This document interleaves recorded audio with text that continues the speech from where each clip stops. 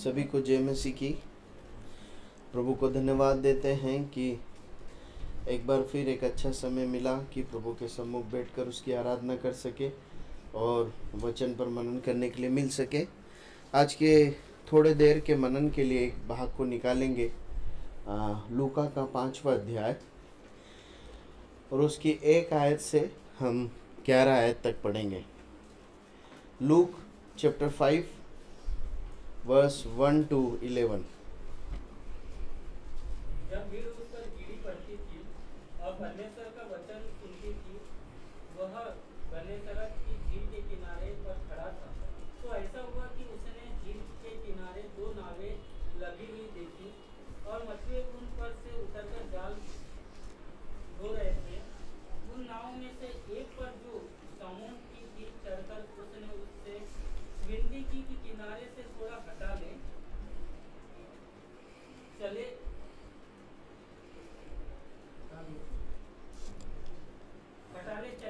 तब वह बैठकर लोगों को नाव पर से उपदेश देने लगा। जब वह बातें कर चुका तो सामून से कहा, गहरे में ले चल और मछलियां पकड़ने के लिए अपने जाल डालो। सामून ने उसको उत्तर दिया कि हे स्वामी, हमने सारी रात मेहनत की और कुछ न पकड़ा, तभी तेरे कहने से जाल डालूंगा। जब उन्होंने ऐसा किया तो बहुत मछलियां घेर लाए और उनके जाल फटने लगे। इस पर उन्होंने अपने साथियों से जो दूसरी नाव के थे संकेत किया कि आकर हमारी सहायता करो, और उन्होंने आकर दोनों नाव यहाँ तक भर ली कि वे डूबने लगी। यह देखकर सामून पतरस यीशु के पांवों पर गिरा और कहा, हे प्रभु, मेरे पास से जा, क्योंकि मैं पापी मनुष्य हूँ। क्योंकि इतनी मछलियों के पकड़े जाने से उसे और उसके साथियों को भी बहुत अचंभा हुआ, और वैसे भी जब्दी के पुत्र याकूब यूहन्ना को भी, जो सामून के सहभागी थे, अचंभा हुआ। तब यीशु ने सामून से कहा, मत डर, अब से तू मनुष्य को जूता पकड़ा करेगा। अब वे नावों के किनारे ले आया और सब कुछ छोड़कर उसके पीछे हो लिए। परमेश्वर अपने वचन के पढ़े और सुने जाने पर आशीष दे।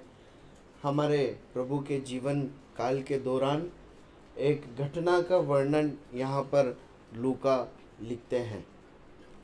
ये छोटी सी जो घटना है, वहाँ पर हम कई महत्वपूर्ण व्यवहारिक बातों को और सच्चाइयों को परमेश्वर के वचन से सीख सकते हैं। हम एक एक आयत पढ़ते जाएंगे और उस पर मनन करेंगे। हम प्रार्थना पूर्वक बैठे हैं कि परमेश्वर हमसे बात करे और हम समर्पण करें कि हम उन वचनों पर चल सकें। हम पहली 2 आयतों को पढ़ लेंगे। जब भीड़ उस पर गिरी पड़ती थी और परमेश्वर का वचन सुनती थी और वह गन्नेसरत की झील के किनारे पर खड़ा हुआ, तो ऐसा हुआ कि उसने झील के किनारे 2 नाव लगी हुई देखी और मछुए उन पर से उतरकर जाल धो रहे थे। तीसरी भी पढ़ लीजिए। उन नावों में से एक पर जो शमौन की थी चढ़कर उसने उससे विनती की कि किनारे से थोड़ा हटा ले चले। तब वह बैठकर लोगों को नाव पर से उपदेश देने लगा। यहाँ पर हम पहली बात इस भाग में देखते हैं, वहाँ पर लिखा है, जो भीड़ है वो परमेश्वर का वचन सुनती थी। और हम पहली आयत में ऐसा पढ़ते हैं कि परमेश्वर का वचन सुनती थी वो भीड़, और उसके बाद जो है हम तीसरी आयत में पढ़ते हैं कि प्रभु यीशु उस नाव पर चढ़कर उन्हें परमेश्वर का वचन बांटने लगे। देखिए, प्रभु यीशु मसीह के जीवन काल का यदि अध्ययन करें तो एक महत्वपूर्ण बात हमें उनके जीवन में देखने को मिलती है। एक सेवा, एक कार्य देखने को मिलता है कि वो परमेश्वर के वचन को बांटने में समय को व्यतीत करते थे, या परमेश्वर के वचन को, सुसमाचार को सुनाने की सेवा सबसे ज़्यादा करते हुए उन्हें हम देखते हैं। भीड़ उनके पास क्यों आती थी? वचन सुनने आती थी या चंगाई पाने आती थी? दोनों आती थी। मगर आप सुसमाचारों को पढ़ेंगे तो ज्यादातर भीड़ क्या चाहती थी कि चंगाई मिले। और फिर जब प्रभु यीशु मसीह के आश्चर्य कर्मों को देखा तो दुष्ट आत्माओं से छुटकारा मिले और भोजन मिले। यहाँ तक लिखा है कि वो प्रभु यीशु मसीह को राजा बनाना चाहते थे। क्या इसलिए कि वो जो है प्रभु यीशु मसीह परमेश्वर के राज्य में राजा होकर राज्य करे? नहीं, परंतु वो लोग चाहते थे कि ये हमें रोमी साम्राज्य से छुटकारा दे और ऐसा एक व्यक्ति हमारा नेता हो जो भोजन फ्री में करा सकता है। लेकिन हम प्रभु यीशु मसीह को देखते हैं कि वो एक स्थान से दूसरे स्थान पर बार बार यात्रा किया करते थे कि सुसमाचार बांट सके, परमेश्वर के वचन को सुना सके। देखिए, प्रभु यीशु मसीह के जीवन की एक ये बात हमें एक महत्वपूर्ण बात सिखाती है और हमें एक जिम्मेदारी देती है कि प्रभु यीशु मसीह के शिष्य होने के कारण हमें परमेश्वर के वचन को लोगों को सुनाना है, लोगों तक पहुंचाना है। हम जिन भी लोगों के संपर्क में अपना जीवन जीते हैं, नौकरी में, स्कूल में, कॉलेज में और समाज में, जिनसे भी हमारी निकटता है, कहीं ना कहीं हमारे अंदर ये जिम्मेदारी का भाव होना चाहिए कि हम परमेश्वर के सुसमाचार को उन तक सुना पाए। या तो अपने मुंह से शब्दों के द्वारा सुना पाए उद्धार के सुसमाचार को, परमेश्वर के प्रेम को हम बता पाए, और साथ ही साथ हम अपने जीवन के द्वारा परमेश्वर के सुसमाचार को सुना पाए। हम ऐसा जीवन जिए कि उनको समझ में आए कि ये संसार से अलग हटकर एक जीवन जीते हैं जो परमेश्वर के वचन पर एक आधारित जीवन है। यदि आप ध्यान से प्रभु यीशु मसीह के जीवन का अध्ययन करेंगे ना, तो उनके जीवन के आरंभ से उनके जीवन के अंत तक हम इस कार्य में उनको लिप्त देखते हैं। देखिए, लूका रचित सुसमाचार, आप लिख लीजिए आयत को, लूका 2:46-47, लूक चैप्टर 2 46-47, उसके बाद उसका 4:43, चैप्टर 4 वर्स 43, और 5:17 जिसका पिछली बार हमने मनन किया था। इन भागों में आप पढ़ेंगे, लूका 2:46-47 में यदि आप पढ़ेंगे, आप पढ़िए मत, मैं आपको बताता हूँ। वहाँ पे प्रभु यीशु मसीह 12 वर्ष की उम्र में है, और 12 वर्ष की उम्र में पता है वो मंदिर में क्या कर रहे हैं? परमेश्वर के वचन से बातें कर रहे हैं लोगों के साथ।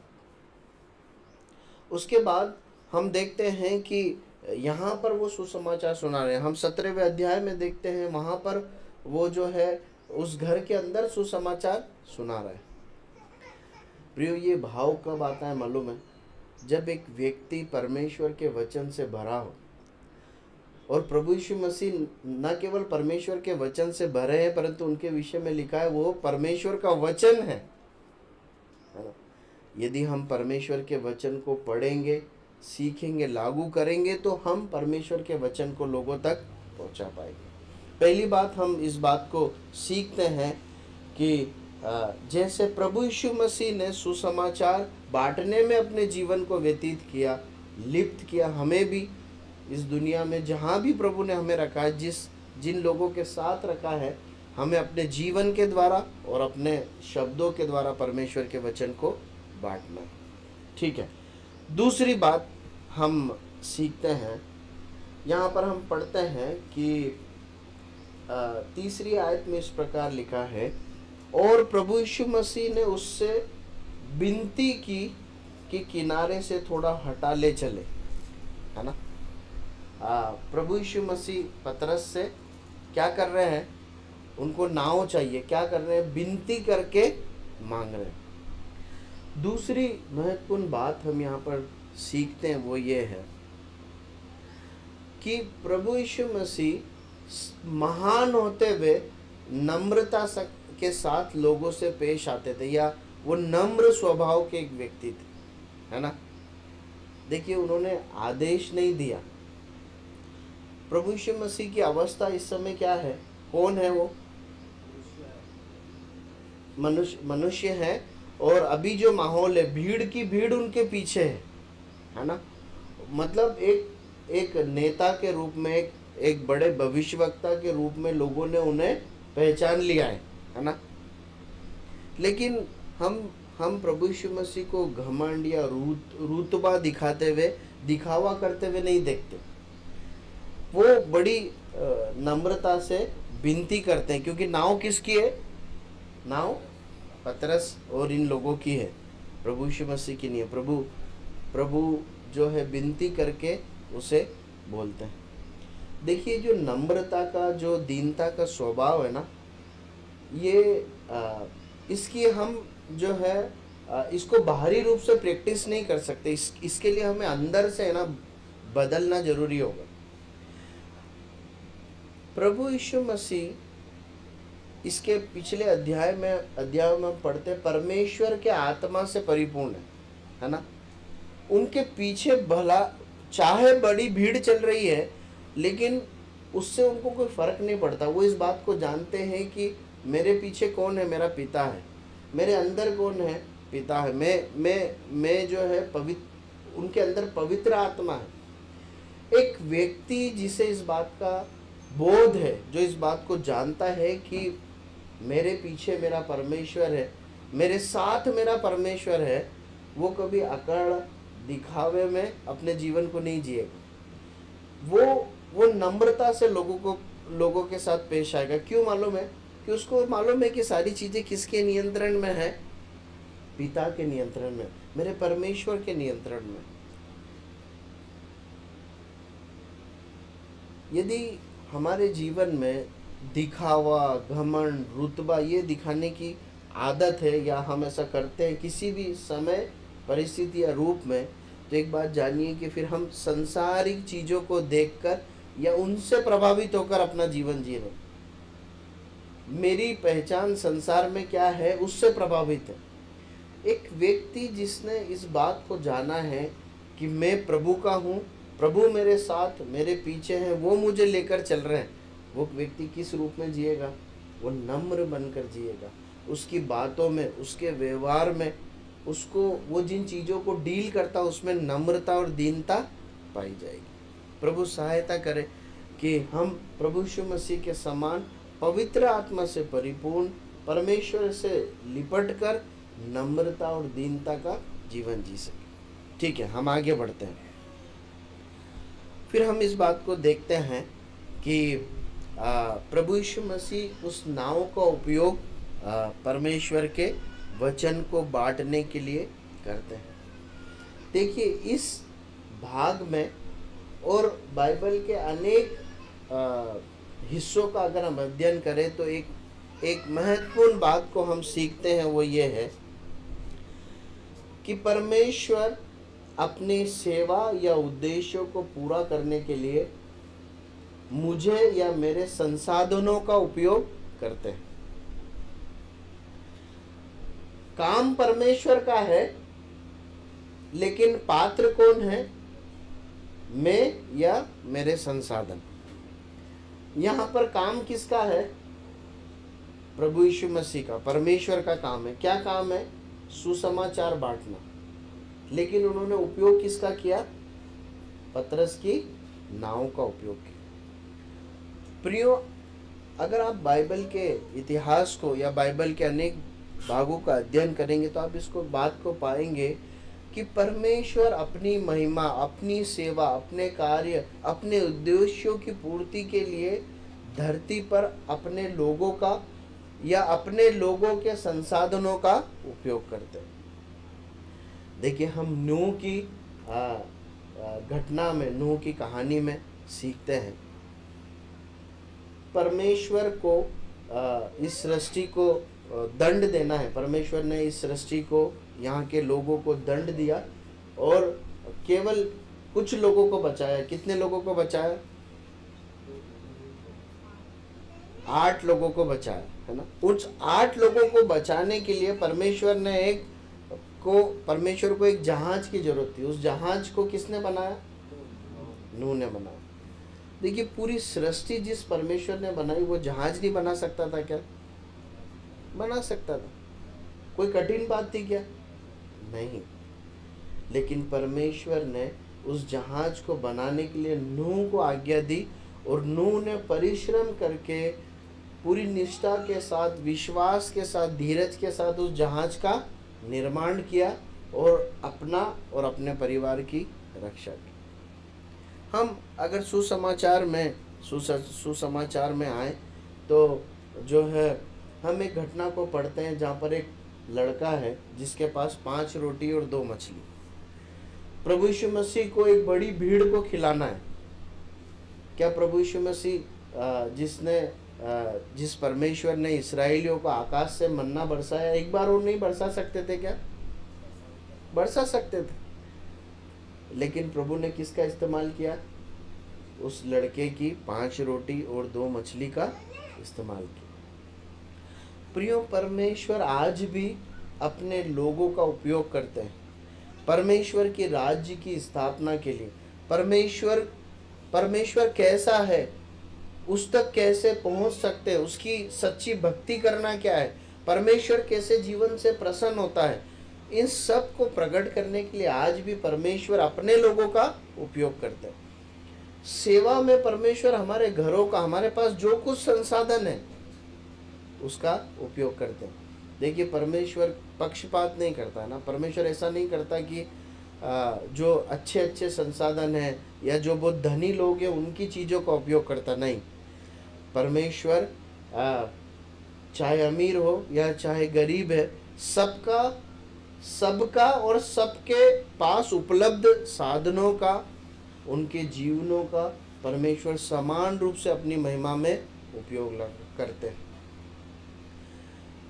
जब परमेश्वर के दास एलिया को परमेश्वर को खिलाना था, उन्होंने किसका घर चुना?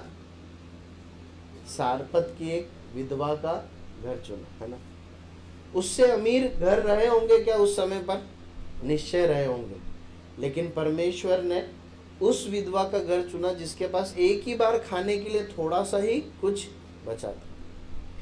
प्रियो, हम जैसे हैं, अमीर या गरीब, जिस भी अवस्था में है, परमेश्वर हमें और हमारे घरों को, हमारे परिवारों को, हमारे संसाधनों को परमेश्वर उपयोग ले सकता है, वो लेना चाहता है।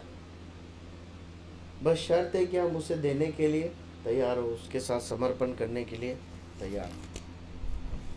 देखिए, एक और महत्वपूर्ण बात हम इसी भाग में देखते हैं कि प्रभु यीशु है ना, किसी के साथ जबरदस्ती नहीं करते, है ना।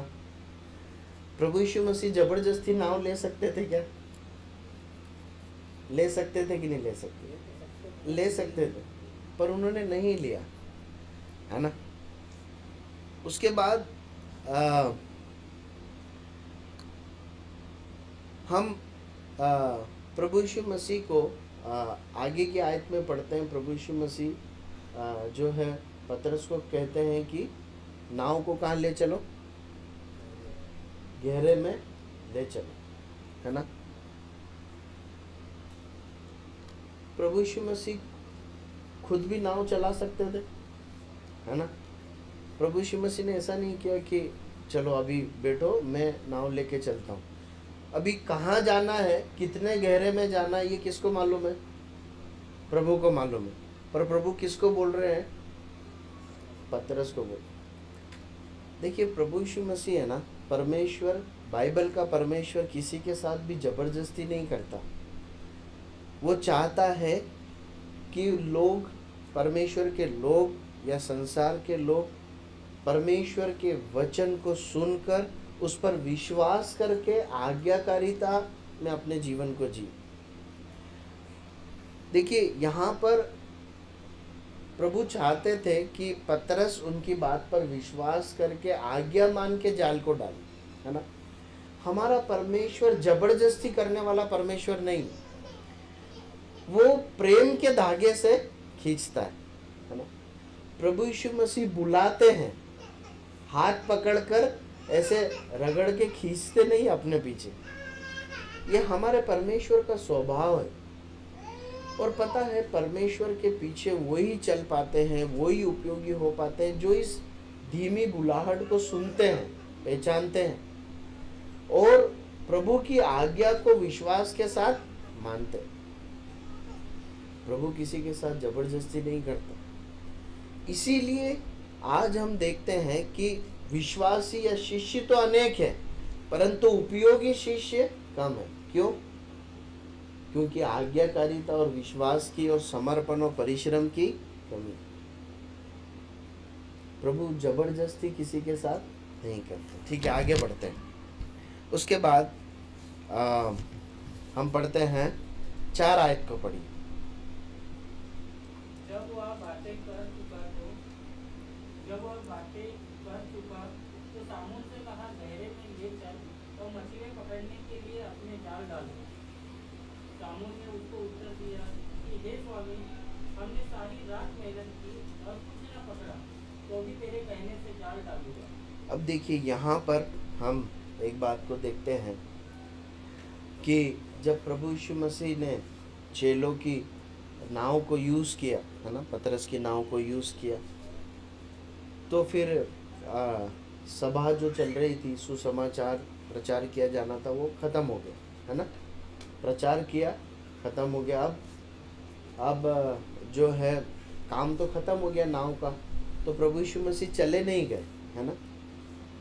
प्रभु यीशु मसीह शिष्यों को बोलते हैं, पतरस को बोलते हैं कि नाव गहरे में ले चलो और जाल डालो। प्रभु यीशु मसीह क्या कर रहे हैं? उनके लिए क्या प्रबंध कर रहे हैं? उनके भोजन का। देखिए, ये भाग हमें बताता है कि जब हम प्रभु यीशु मसीह के आज्ञा मानकर विश्वास के साथ उनके पीछे चल रहे हैं ना, तो प्रभु यीशु मसीह मेरे सारे हालातों को, मैं क्या हूँ, कैसा हूँ, मेरे जीवन में क्या चल रहा है, किन बातों की मुझे ज़रूरत है, ये सब कुछ प्रभु यीशु मसीह जानते हैं और उसे पूरा करते हैं। आप समझ रहे हैं? प्रभु यीशु मसीह जिस नाव को यूज़ कर रहे थे, उन्हें मालूम था कि पिछले दिन से इस नाव में एक भी मछली पकड़ी नहीं गई। ये जिन लोगों ने मुझे अपनी नाव यूज़ करने के लिए दी है ना, ये भूखे हैं, इनका परिवार भूखा है, इन्हें मछलियों की ज़रूरत है, क्योंकि इनका कार्य है मछली पकड़ना। प्रियो, यदि हम प्रभु के पीछे चल रहे हैं ना, प्रभु कभी भी हमारे जीवन की किसी भी ज़रूरत के प्रति असंवेदनशील नहीं रहेगा। वो हमारे साथ पूर्ण सहानुभूति रखता है और हमारी सहायता करता है। देखिए, एक आयत पढ़िए, लूका 12:30। क्या लिखा है? बहुत परिचित भाग है, पढ़ लीजिए, लूका 12:30।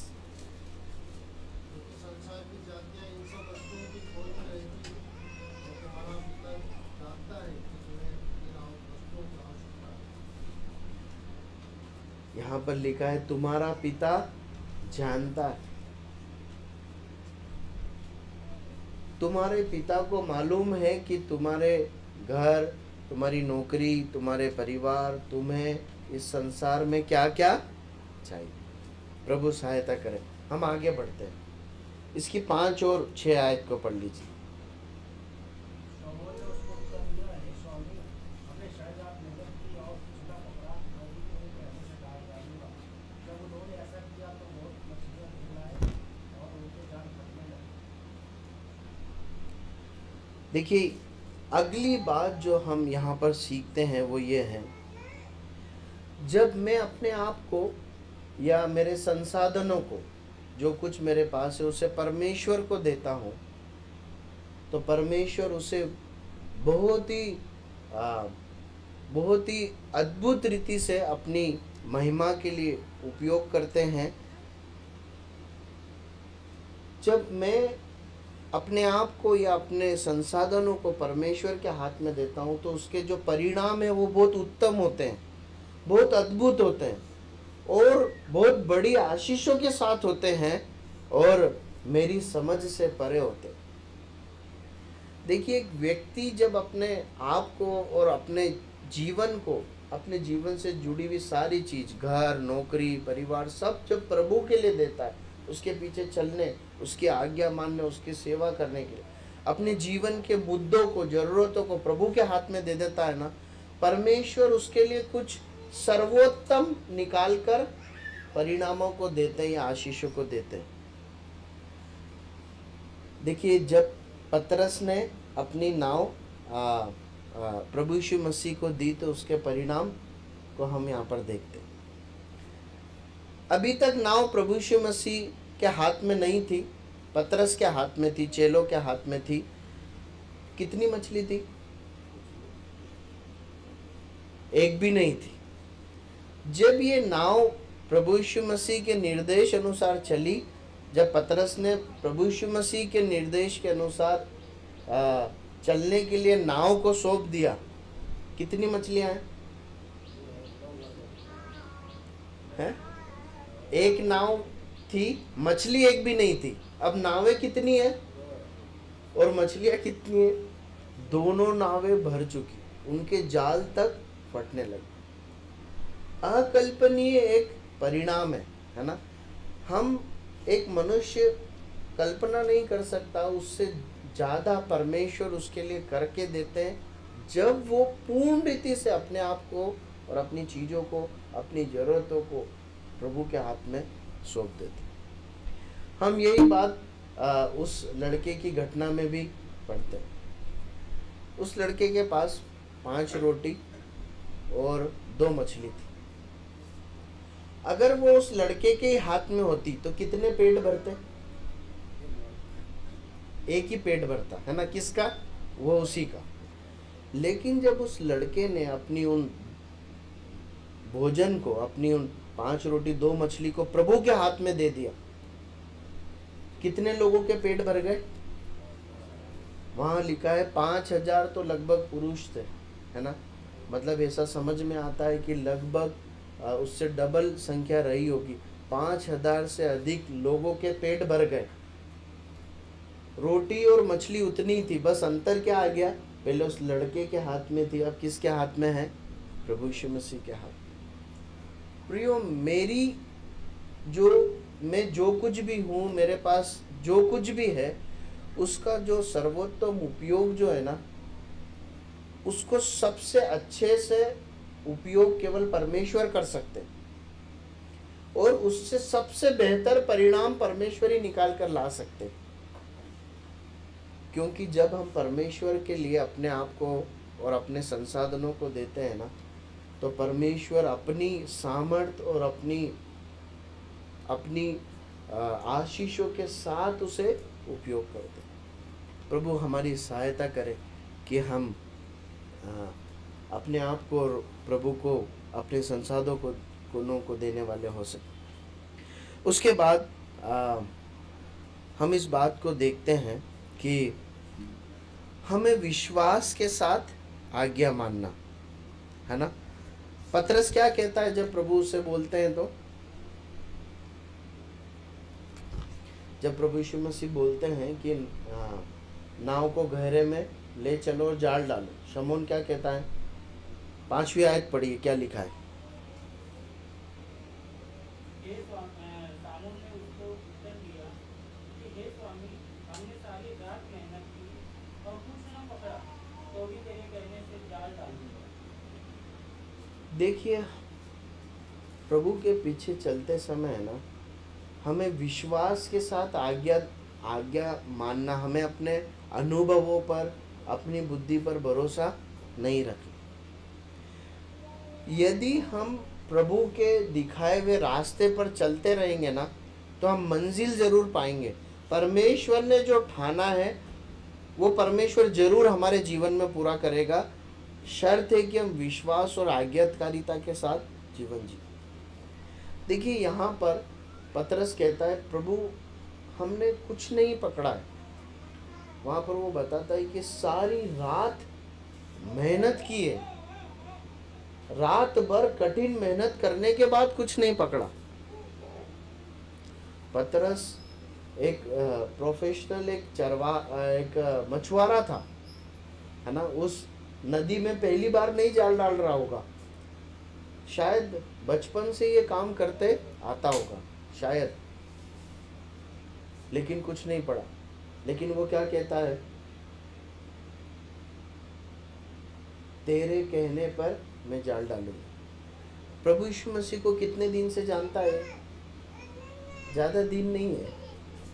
हम नहीं जानते क्या ये पहला इंटरेक्शन है या इसके पहले कुछ मुलाकात हुई है, परंतु उसने प्रभु यीशु मसीह पर विश्वास किया। उसने प्रभु यीशु मसीह को ऐसा नहीं बोला, प्रभु मतलब गुरुजी मैं आपकी भावनाओं को समझ सकता हूँ, पर आप हैं पास्टर, आप भविष्यवक्ता हैं, आप अपना काम करें, मुझे अपना काम करने दें, है ना। रात भर हो गई है, बहुत थके हैं और अब घर जाके कोई दूसरा व्यवस्था देखना है, और आप वापस एक कड़ी मेहनत के लिए वापस भेज रहे हैं, और आप क्या बोलना चाहते हैं कि वहाँ पर जहाँ आप बता रहे हैं वहाँ चलें।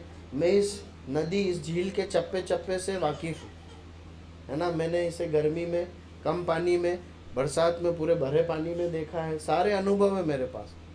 ऐसा कुछ भी बहस करते हुए हम नहीं देखते। विश्वास के साथ जाल डालने के लिए हम जाते हुए देखते। प्रियो, यदि हम परमेश्वर पर भरोसा रखकर आज्ञा माने और मार्ग पर बने रहें, अब यकीन मानिए परमेश्वर ने जो ठहराया है हमारे जीवन में, जिन भलाइयों को ठहराया, जिन आशीषों को ठहराया, उसको पाने से कोई भी हमें रोक नहीं पाएगा। परमेश्वर हमें निश्चित देगा, पर शर्त है कि विश्वास और आज्ञाकारिता का जीवन जरूरी। परमेश्वर ने वायदा किया था इस्राएल को कि वो कनान देश में जाएगा। वो पहुंचे क्या कनान देश में? पहुंचे कि नहीं पहुंचे? पहुंचे। अब बाइबल उठा के देखिए, जो जो प्रतिज्ञा परमेश्वर ने अपने लोगों से की, वो परमेश्वर ने पूरी की। लेकिन अगर आप ध्यान देंगे ना, तो जिन लोगों के साथ वो पूरी हुई, वो लोग ऐसे थे जो आज्ञाकारिता में और विश्वास के साथ अपना जीवन जिए। कनान देश में जब वादा किया था तो कितने लोग थे? बहुत सारे। लेकिन पहुंचे कितने लोग? केवल 2 लोग ही पहुंचे। परमेश्वर अपनी प्रतिज्ञाओं को उन लोगों के साथ पूरी कर पाता है जो विश्वास और आज्ञाकारिता का जीवन जीते। ठीक है, हम आगे बढ़ते हैं। 8 और 9 पद पढ़िए। यह देखकर शामून पतरस यीशु के पांवों पर गिरा और कहा, हे प्रभु, मेरे पास से जा, क्योंकि मैं पापी मनुष्य हूँ। क्योंकि इतनी मछलियाँ के पकड़े जाने से उसे और उसके साथियों को भी बहुत अचंभा हुआ। बस काफी है। अगली महत्वपूर्ण बात हम सीखते हैं, परमेश्वर जब हमें आशीषें देते हैं, है ना, परमेश्वर की भलाइयों को जब हम अपने जीवन में देखते हैं, परमेश्वर की आशीषों और भलाइयों के पीछे परमेश्वर की महिमा को देख पाना बहुत जरूरी एक बात है। जब हम इस मसीह जीवन को जी रहे हैं ना, तो बहुत जरूरी है कि हम अपने जीवन में परमेश्वर के हाथों को देखें, परमेश्वर की आशीषों को गिने, भलाइयों को गिने, और उसके पीछे परमेश्वर को देखें, उसकी महिमा को देखें। क्यों ये जरूरी है मालूम है? कि जब हम परमेश्वर को हमारे जीवन में भलाइयों और आशीषों के पीछे देख पाएंगे ना, तभी हम सच्ची भक्ति कर पाएंगे। तभी हम अपने आप को देख पाएंगे कि हम परमेश्वर की दृष्टि में कैसे हैं। देखिए पतरस क्या कर रहा है यहाँ पर। पतरस के शब्दों को एक बार और आप ध्यान से सुनिए। वहां पर ऐसा लिखा है, यह देखकर शमौन पतरस यीशु के पांवों पर गिरा और कहा, हे प्रभु, मेरे पास से जा, क्योंकि मैं एक पापी मनुष्य हूं। उसको एक बात समझ में आ गई थी कि ये जो घटना हुई है ना, ये असाधारण घटना है। ये मैं जो इतने सालों से मछुआरा हूँ, मैं एक प्रोफेशनल मछुआरा हूँ, मैं एक्सपर्ट आदमी हूँ, मेरे दिमाग में कभी ये जा नहीं सकता कि इस तरीके से भी मछलियाँ पकड़ाई जा सकती है। ये जो व्यक्ति है ना, ये कोई साधारण व्यक्ति नहीं। निश्चय ये परमेश्वर का एक जन है, ये परमेश्वर का एक कार्य है। और उस कार्य को, प्रभु यीशु मसीह को देखकर वो उस महिमा के आगे अपने पापों का अंगीकार करता। देखिए उसकी आंखें अगर केवल मछलियों पे लगी होती ना, तो वो क्या करता? वो धन्यवाद देता, वो खुश हो जाता वो घर जाके पार्टी देता। मैं ये नहीं कह रहा हूँ ऐसा करता, धन्यवाद देता तो बुरा होता, पर उससे बढ़कर एक बात यहाँ पर है, उसने उसके पीछे परमेश्वर को देखा और अपने पापों का अंगीकार किया। देखिए ये है जो आज ज़रूरत है परमेश्वर के लोगों को देखने की। परमेश्वर हमें बहुत आशीषें देते हैं मालूम है, पर हम उन आशीषों में ही खोकर रह जाते हैं। उसके आनंद उठाने में, उसके आनंद को दूसरे साथ बांटने में कोई गलत नहीं है, परंतु परमेश्वर चाहता है कि इन सब के पीछे हम किसको देखें? परमेश्वर को देखें। परमेश्वर की उपस्थिति में परमेश्वर को देखकर अपने आप को जांचे हमारी क्या अवस्था है, ताकि हम समर्पण करें, ताकि और पवित्र बने और आगे की मंजिल के लिए, आगे के जीवन के लिए हम तैयार हो सके। आगे बढ़ते हैं। देखिए प्रभु उसको क्या बोलते हैं, 10वीं आयत पढ़िए। और वैसे ही जब्दी के पुत्र याकूब यूहन्ना को भी, जो सामून के सहभागी थे, अचंभा हुआ। तब यीशु ने सामून से कहा, मत डर, अब से तू मनुष्य को झूठा पकड़ेगा। और वे नावों को किनारे ले आए और सब कुछ छोड़कर उसके पीछे कूद गए। देखिए प्रभु यीशु मसीह उससे कहते हैं मत डर, अब तू मनुष्यों को जीवता पकड़ा करेगा। देखिए जब एक व्यक्ति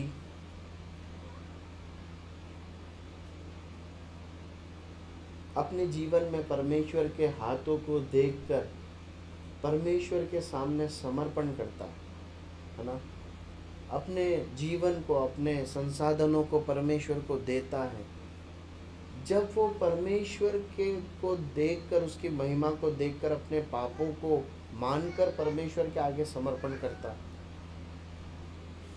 परमेश्वर उसे बड़ी और महान सेवा या बुलाहट देते हैं।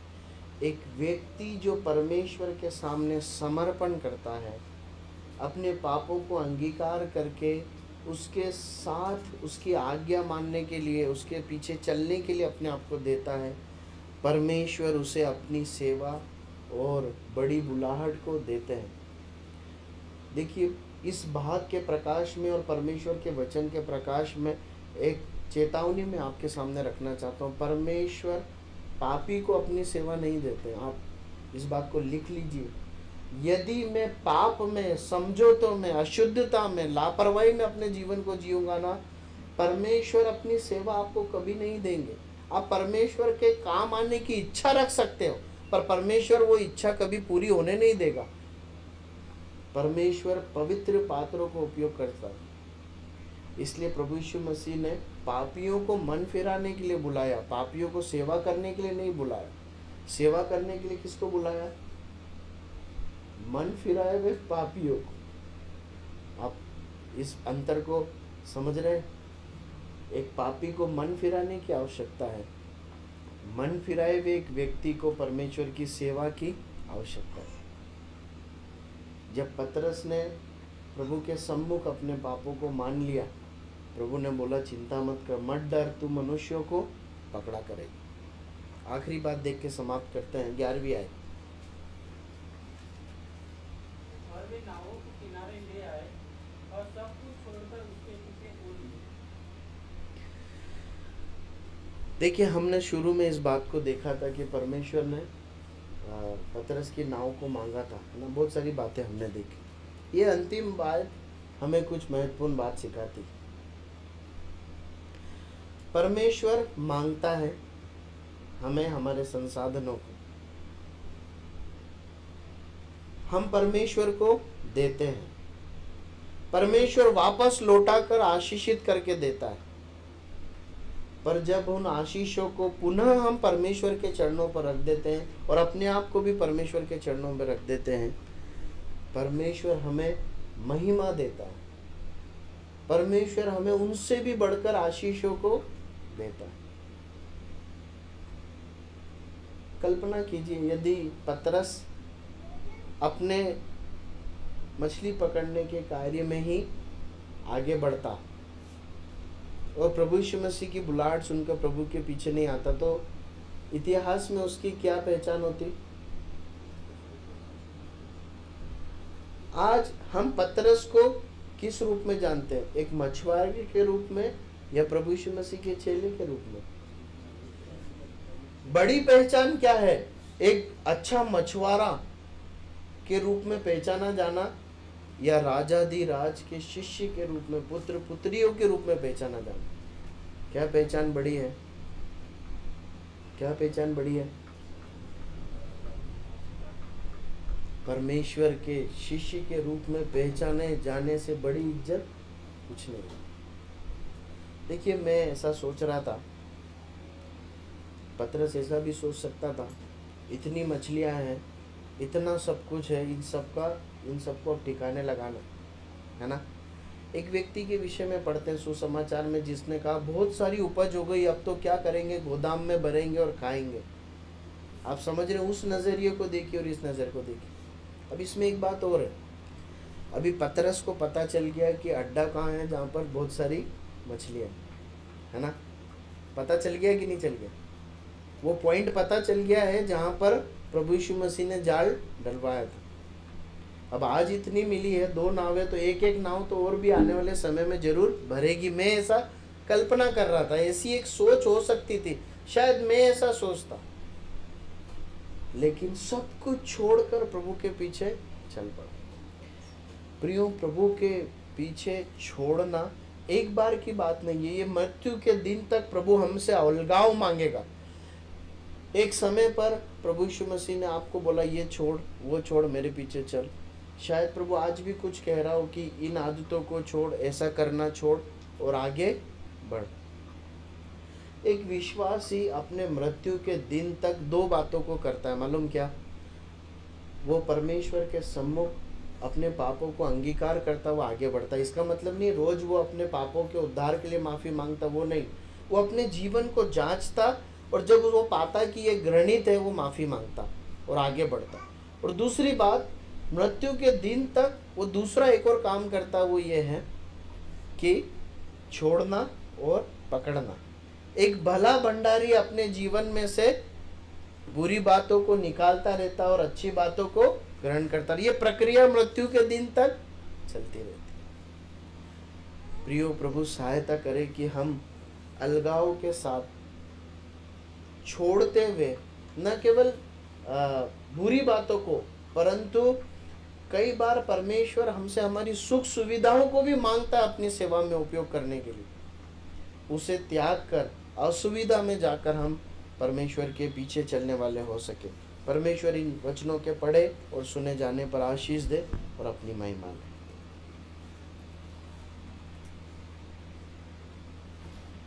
कोई भी भाई प्रार्थना करें और सभा को समाप्त।